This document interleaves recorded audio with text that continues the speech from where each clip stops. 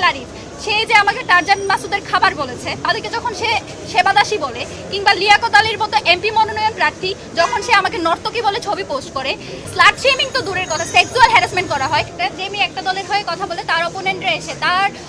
Comment box, তার inbox একেবারে ভাসিয়ে ফেলে, নোংরা শব্দচয়ন, তার অশ্লীল ভিডিও বানানো, এইগুলো হয়ে আসছে গত জুলাই থেকে। তো আমাদের যেটা আফসোস সেটা হলো গত 16 বছর ধরে যাদের সাথে থেকে, যাদেরকে আমরা ভাই হিসেবে পাশে রেখে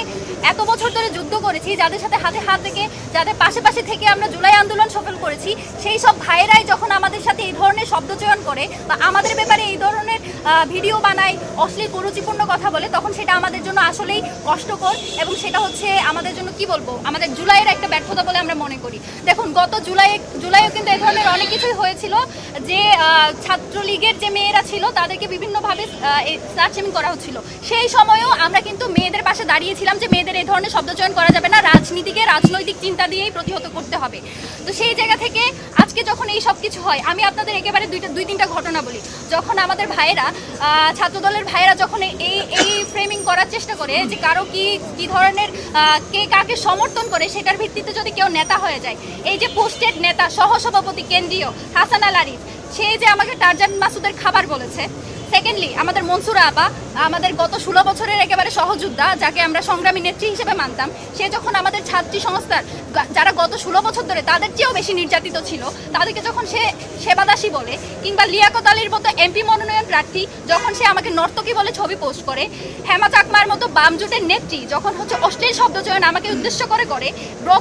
ব্রততী চক্রবর্তী মৌলি, আশিকুর রহমান রোহান, যারা হচ্ছে নোমান আহমেদ চৌধুরী স্বতন্ত্র শিক্ষার্থী জোটের যে প্রার্থী, তার হয়ে যারা পিআর করে, সেই বামপন্থী লোকেরা যখন এই ধরনের কথাগুলো বলে, তখন আসলে আমরা কারো প্রতিবাদ দেখতে পাই না। এই দ্বিচারিতা, এই ধরনের হচ্ছে সিলেক্টিভ প্রতিবাদ। যখন আমি প্রথমেই এই যে বিষয়টা ক্লিয়ার করে নিই, ফাহমিদার সাথে যেটা হয়েছে, তাকে যে গণধর্ষণের হুমকি দেওয়া হয়েছে, একজন নারী হিসেবে, একজন শিক্ষার্থী হিসেবে, সর্বোপরি একজন মানুষ হিসেবে এর বিপক্ষে আমরা দাঁড়াই এবং আমরা বিশ্বাস করি এর হচ্ছে যথোপযুক্ত ব্যবস্থা নেওয়া প্রয়োজন। এবং আমাদের প্যানেল থেকে, ভাইদের ছাত্র শিবির থেকে সেটার বিরুদ্ধে হচ্ছে অ্যাকশন নেওয়ার জন্য প্রক্টর অফিসে লিখিত অভিযোগ দেওয়া হয়েছে। এবং আমি যতটুকু জানি ভাই সম্ভবত ফাহমিদাকে ওভার কলও করেছে তার ব্যাপারে যে কোনো সাহায্য লাগলে জানাতে। এবং কিন্তু যখন আমাকে নিয়ে কোনো অশ্লীল ভিডিও বানানো হয়, আমাকে যখন ফেসবুকে এই ধরনের শব্দচয়ন করে একেবারে মানে স্লাট শেমিং তো দূরের কথা, সেক্সুয়াল হ্যারাসমেন্ট করা হয়, যখন উম্মে সালমা আপুকে সেবাদাসী বলা হয়, কেন সে হিজাব করবে সেটা নিয়ে যখন আমাদের বুদ্ধিজীবী মহিউদ্দিন মোহাম্মদের মতো বুদ্ধিজীবীরা হচ্ছে বিরাট দৈনিক বাংলাদেশ মিডিয়া, সত্যের সন্ধানে সারাক্ষণ।